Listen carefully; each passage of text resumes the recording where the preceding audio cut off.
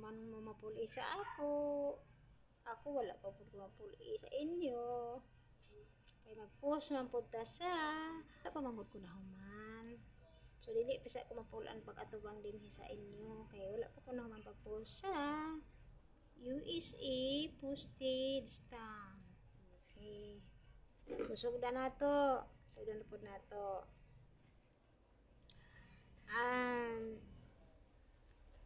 Kini siya ang akong una nga ipakita sa USA nga stamp.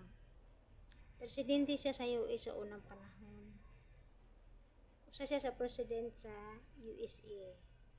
Kini okay. Kini siya si kuan ni siya si Abraham Lincoln. Usa ni siya sa presidente sa US. So na ako'y presidente sa US, napagani daghan wala pa na ko ipakita. Presidente siya sa USA, Abraham Lincoln. No, sada kay siya no. Okay. Dayon, kini siya nalimot ko. Kaya research ko man ni sila, nalimot ko ginasulat na ko ba kung gini-record ko. Ambot og asa na wani siguro ang ako notebook no. Basta malimot na dahil ko. Apa? USA kaya pa siya.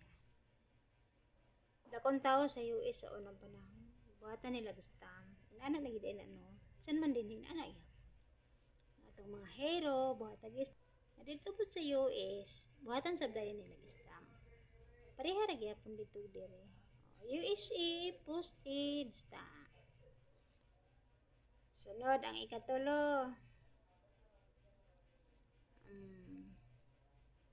Yara. USA gyapon siya. Stamp USA.